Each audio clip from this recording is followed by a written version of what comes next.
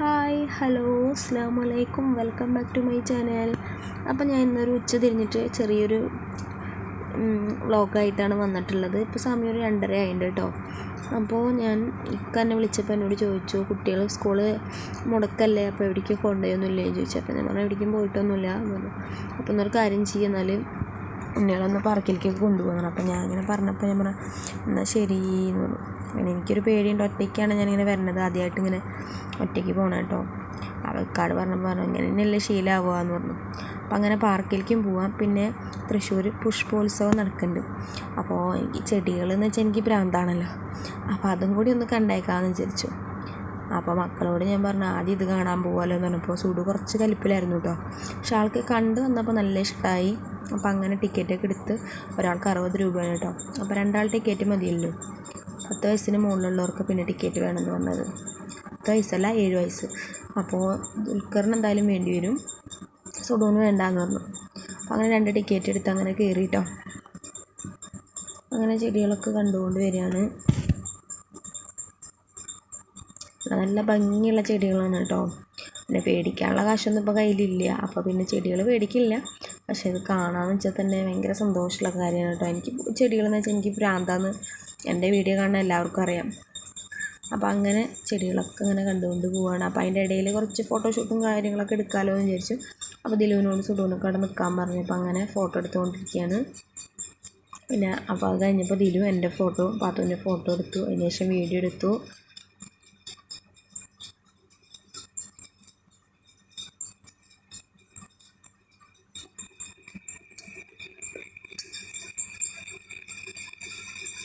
ദിവസം video photo എടുക്കണമെന്നുണ്ടെങ്കിൽ അപ്പോൾ ടാറ്റ കാണിക്കും കേട്ടോ. ഫോണിൽ ക്യാമറയിൽ നോക്കിയിട്ട് അപ്പോൾ പ്ലെയിൻ കിസ് വന്നു, ടാറ്റ കാണിച്ചു. അങ്ങനെ ചെടികളെ ഭംഗിയൊക്കെ ഇങ്ങനെ ആസ്വദിച്ച് ഇങ്ങനെ നടന്നുകൊണ്ടിരിക്കുകയാണ് കേട്ടോ. പിന്നെ കുറച്ചിങ്ങോട്ട് കണ്ടു വന്നപ്പോൾ സുഡുവിനെ ഇളകി തുടങ്ങി. പോവാം നമുക്ക് പാർക്കിലേക്ക് എന്ന് പറഞ്ഞിട്ട്. ദിലു ഇത്രയ്ക്ക് പ്രതീക്ഷിച്ചിട്ടുണ്ടായിരുന്നില്ലല്ലോ. ദിലു പറഞ്ഞായിരുന്നു വലിയ ഭംഗിയൊന്നും ഉണ്ടാവില്ല, ചെടികളല്ലേ എനിക്കിഷ്ടമല്ല എന്നൊക്കെ പറഞ്ഞു. പക്ഷെ ആൾക്ക് കണ്ടു വന്നപ്പോൾ നല്ല ഇഷ്ടമായി കേട്ടോ. ആൾക്ക് പൂക്കളൊക്കെ ഭയങ്കര ഇഷ്ടമാണ്. അപ്പം അങ്ങനെ കുറേ ഫോട്ടോ എടുത്തു, വീഡിയോ എടുത്തു. അങ്ങനെ ചെടികളൊക്കെ കണ്ടുവരികയാണ് കേട്ടോ. അപ്പോൾ കുറേ ചെടികൾ ഞാൻ വീഡിയോ ഒക്കെ എടുത്തിട്ടുണ്ട്. അപ്പോൾ അതൊക്കെ ഒന്നും ഞാനിതിൽ ആഡ് ചെയ്യുന്നില്ല. അത്യാവശ്യം കുറച്ച് ചെടികളുടെ ഇത് മാത്രം ഞാനിതിൽ ആഡ് ചെയ്യുന്നുള്ളൂ കേട്ടോ.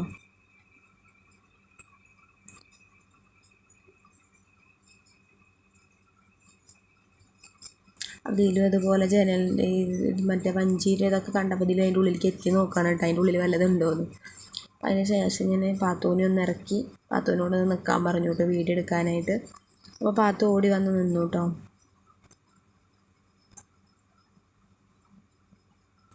അപ്പോൾ എല്ലാം കഴിഞ്ഞു. അപ്പോൾ പാത്തൂസ് ചെടി തൊടാനായിട്ട് പോയിട്ട് അപ്പോൾ ഞാൻ ചീത്ത പറഞ്ഞപ്പോൾ ആളൊന്ന് പിണങ്ങിയിട്ടുണ്ടായിരുന്നു കേട്ടോ. പിന്നെ അതിന് ശേഷം ശരിയായി വന്നു. അപ്പം അങ്ങനെ എന്ത് നല്ല ഭംഗിയുള്ള ചെടികളാണെന്ന് അറിയുമോ. ഈ ചെടിയൊക്കെ നമ്മൾ മൈസൂരൊക്കെയാണ് അധികം കണ്ടിട്ടുള്ളത് കേട്ടോ. ഇവിടെ ഒന്നും ഞാൻ കണ്ടിട്ടില്ല. മൈസൂരൊക്കെ ഉള്ള ചെടിയാണ്, എല്ലാവരും പറയും മൈസൂർ ചെടി എന്ന് പറയട്ടെ ഇതിനൊക്കെ അധികം.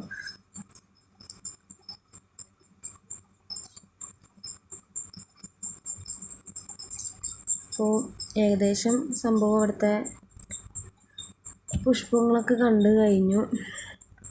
പിന്നെ അവിടെ നിന്ന് അങ്ങനെ നടന്നു വന്നു. കുറേ വീഡിയോ ഞാൻ ആഡ് ചെയ്തിട്ടില്ല കേട്ടോ.